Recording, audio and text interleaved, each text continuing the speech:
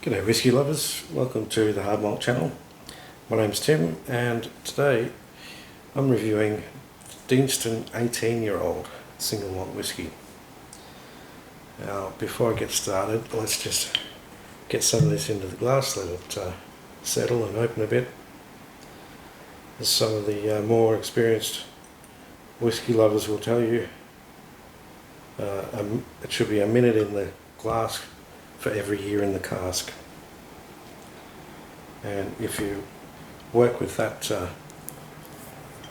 that method, you can't go too far wrong. But there are many whiskies that you can approach before you get to, for example, the 18-minute glass, 18-minute mark for this 18-year-old whisky.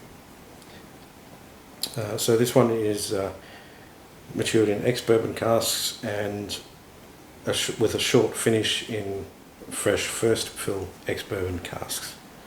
So it's a full ex-bourbon maturation with that little fresh hit at the end, just to liven it up, given that it is an older whisky. This is from Deanston. They're not too far from the Stirling region in Scotland, so around about halfway between Glasgow and Edinburgh, in the central belt there. I did visit this distillery during my trip, and I'll pop some photos at the end of this video. I didn't get a chance to do the tour though. They were booked out on the day, and it was coming up to some of the festival periods in Scotland, so I settled for just stopping in for a visit and grabbing a few mementos from the shop, as well as some special tastings of their dunnage varieties. So let's see what we've got here.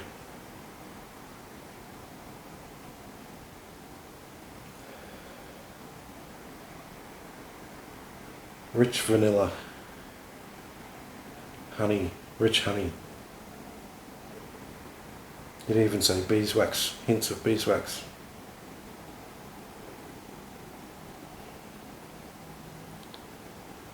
And you can see the legs forming in the glass there. And just before we continue this, so this is bottled at 46.3%. It's non-chill filtered. Unfortunately, they neglect to say natural colour on the bottle. However, you can pretty much assure that it's natural colour, given Deanston's philosophy, given they are sister distillery to Tobermory and Bunnahabhain, and all three of them, they have great leaders that push the natural presentation message, so non-chill filtered and no colour.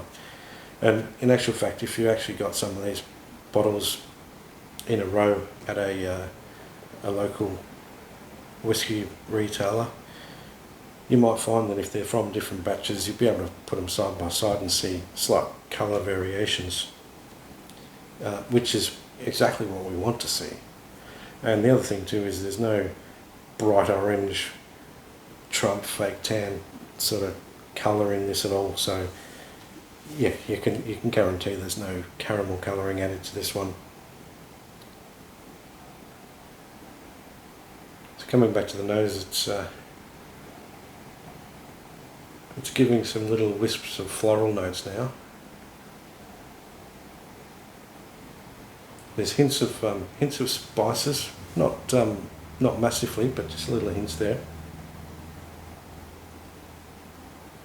But that honey and vanilla is the overwhelming sort of flavour on the nose. Let's see how it is on the palate.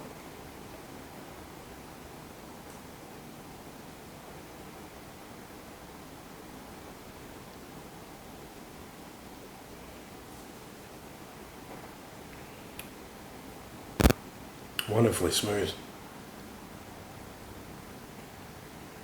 More of that honey, creamy honey. There's some ginger in there. still quite aromatic and floral on the palate as well. Hints of fruits. I would say more apples, hints of plum perhaps. Very subtle.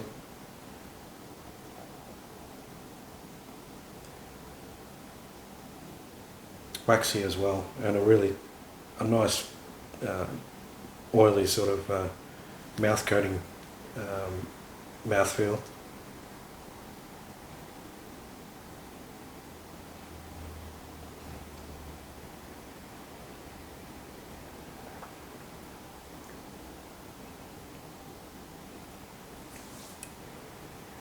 Yeah, there's some hints of orchard fruits,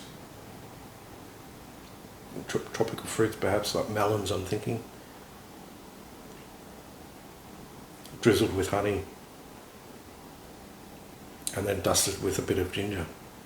Delicious. Sounds delicious, doesn't it? And that's because it is. And I would say that in actual fact this is it's not a very challenging whiskey, this one. It's absolutely delicious and well worth the money. In fact, you can still pick this up in Australia for around the $180 mark. And I've said for the last few years, once you get above 12 years old in a whiskey, if you're paying $10 for every 10 years, that to me is a pretty fair price.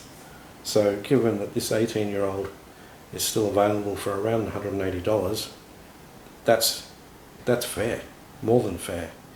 When you consider a lot of other 18-year-old whiskies out there, they're going for $200, $250 plus. Some are up to $300.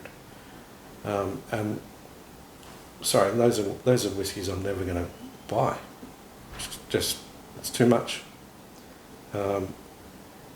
It's got to be really something special if I'm going to spend that amount of money.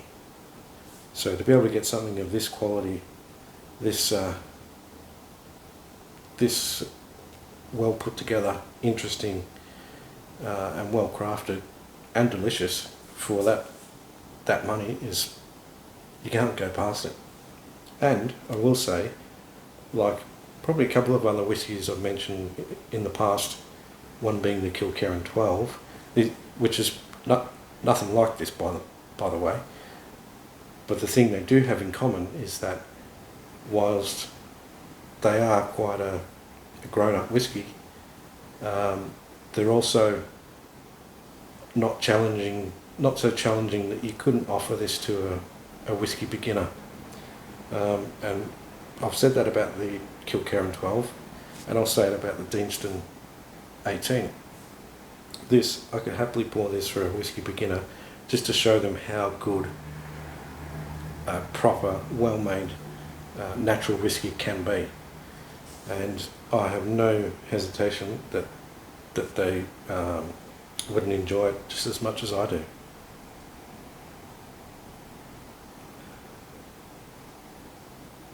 Well, this is really opening up on the nose now. I'm starting to get baking spices coming through.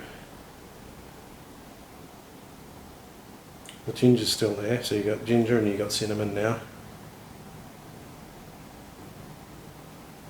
Perhaps hints of nutmeg as well.